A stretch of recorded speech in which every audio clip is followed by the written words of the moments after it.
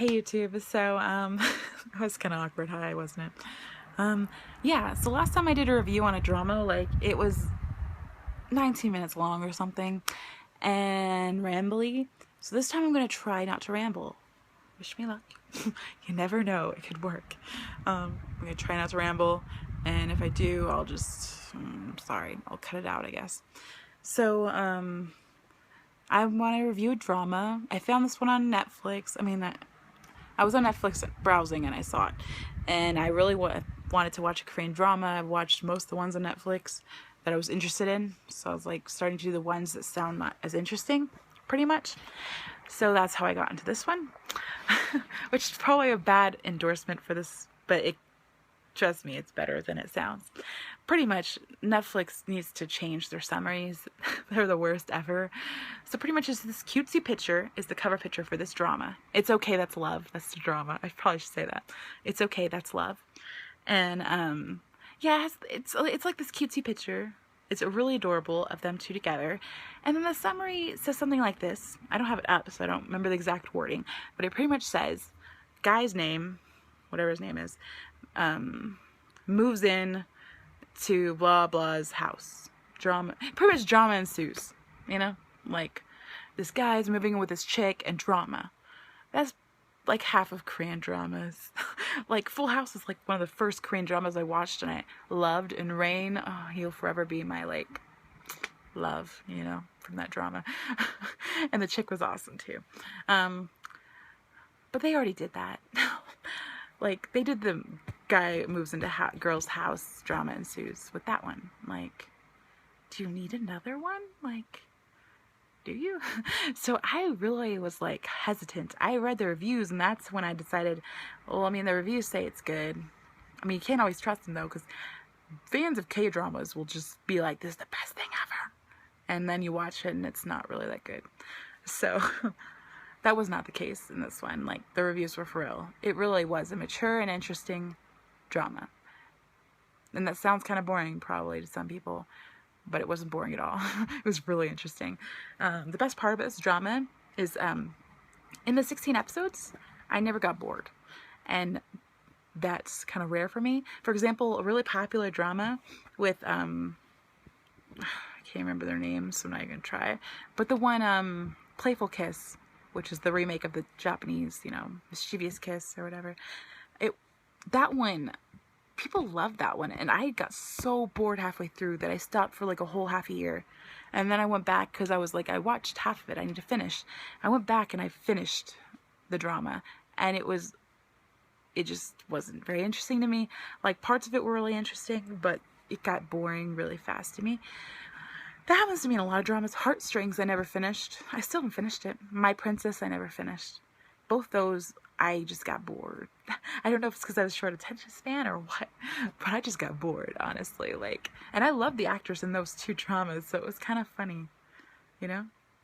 Anyway, this one I never got bored. Like, I was interested the whole time, and I don't know, like, I was interested. Like, it didn't get boring. It didn't get repetitive. Like, they kept it going, probably because they kept putting these, I don't know how to explain without spoiling things. They gave you a lot of different things happening to keep you interested. They gave you a lot of plot stuff, which was good. It didn't do like one plot and that was it. It like gave you a lot of different plots, and it almost had, if you've ever seen House, the show House, you know, with the doctor Hugh Laurie, you know, it kind of almost had that feel at the very beginning, because she would have these psychiatric patients, like every episode, like a few, 2 or 3, for the first few episodes. I didn't really continue on every episode, and then they came back later in the season, which was really interesting, and you know, but I liked that, because that, at first you were thinking that was the kind of TV show it was going to be, just with the guy added, and you know, it's a drama. But then they like changed it, turned it on its head, and like totally changed the drama and made it more of like what you would probably typically think of like a drama, you know, with the guy and the guy moves in to the house, which I'm not spoiling anything because that's exactly what the summary said. The guy moves into the house, you know, and all that she's in, because, oh, turns out he owns it. You know, he's a rich guy, like they usually are in these dramas. Yeah. Although he's rich, not because he's like a CEO or like he inherited, which I appreciate. Like it shows flashbacks of him as a kid, and they're poor, you know. But he started out poor, and he became an author, and that's how he made his money. Like he owns a place, you know, that house he owns. Like they're building an apartment, like you can see it being built like somewhere in downtown Seoul, and like, you know, he's banking, he got money. And so it just happens that he happens to own the house the main chick's in. Anyway, but he made his own money, which I appreciate a lot. Probably the American in me, you know, capitalism, you know, the American way. But I really appreciate that. And I appreciate that the girl isn't, dramas. Sometimes dramas annoy me because the girl has to be this defenseless, you know, like covered in debt kind of person, and I kind of hate it. So the one thing I really appreciate about this drama is that she is a psychiatrist. Like, she's a psychiatrist. She has her own job. She works at the you know, at the hospital as a psychiatrist, and she has mentioned she's in debt because of college, you know, but like that's different, you know, than these other dramas that, you know, like I love Coffee Prince, but like she's supporting her sister and her mom because her dad died, and she's supporting them, you know, and she's in all this debt, and poor girl, you know. Like I love that drama, but that annoys me, you know. So this drama doesn't really have that. Like they're together. If they get together, it's a Korean drama. It's pretty much guaranteed they're gonna get together. So sorry if I spoiled that, but you must not have watched a Korean drama before. So when they get together, like, she actually makes a point to be like, I'm buying this, you know, like, do you think I'm some kind of girl who's gonna like take all your money? I mean, I'm sure you're used to dating those kind of girls, but I'm not one of those girls. And I'm sure it was supposed to be for humor, you know, and it's supposed to be like, haha, she's so funny. But like, she was saying it very seriously, and I appreciated it. Because I don't need no man. The Miss A song was what I thought of, sorry. Yeah. Okay, so this drama was really good. There's a lot of things that are really good about it that you can't really explain unless you spoil it. So I just recommend watching it because it's a psychological drama that's really heart-wrenching in some parts. I like literally cried like when I was watching some of the last episodes, like when he realizes something about everything. It's you can't explain it without spoiling, and it's definitely something I never want to spoil it for anyone. This is one of those dramas that I don't know, they're just really, really great. It really shows you that dramas aren't just cutesy kind of shows with gender bending and just silliness, you know, like this has silliness and funny moments, like really funny, like just you laugh and laugh, but it also has these heart-wrenching kind of moments to make you cry, and that's so that the best dramas have both those in it, you know, and can really touch you, and this one definitely did that. It talks about things that are very like pertinent today too. Like the very first episode, there's a transgender woman in it who whose family beats her because she decided to be a woman, you know, and the family doesn't approve. Like that's deep for a Korean drama to me, because I mean, I guess I've been watching all the cutesy ones, but like it's very deep for a Korean drama. There's just a lot of moments like that where you're like, whoa. I mean, because it's a psychiatrist who's the main person. I mean, there's suicide in it. Doesn't actually happen. There's attempted suicide, I should say.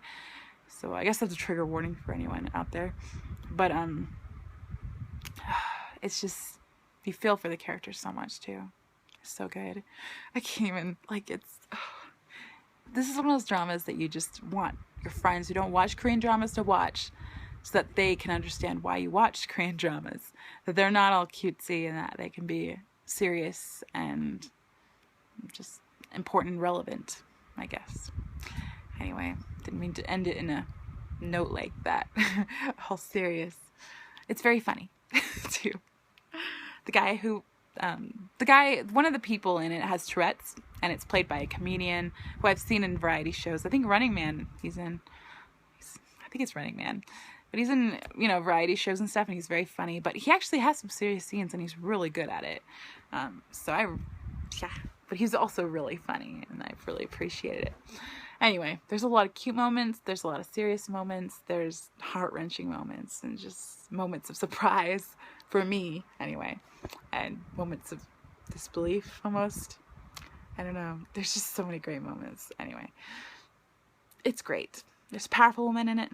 There's an amazing man who's like, he can be mean, but like, he was amazingly nice too. He's amazingly kind, but kind of mean too. I think it's more that he's defensive, so that makes him a little mean, but he's amazingly kind. So that was nice. Anyway, it's just amazing. And I recommend it to like anyone out there.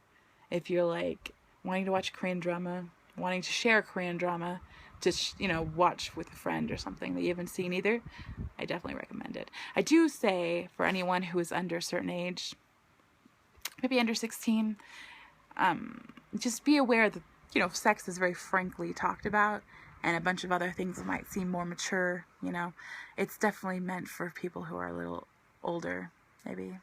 I don't know, that's me. I'm very, like, conservative in that way, I am Mormon, so for me, like, it was fine, because I am, well over that age, but, just FYI, just start watching it, and if you do feel like, oh, this might be a little more mature, you can always write it down and read it, and watch it later in your life,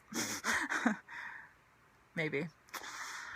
Anyway, yeah, it was really good, and, it's still kind of like, wow. And one of the characters in it, I just thought I'd give a quick shout out to this person. So there was a young guy in it who plays like a fan of the writer.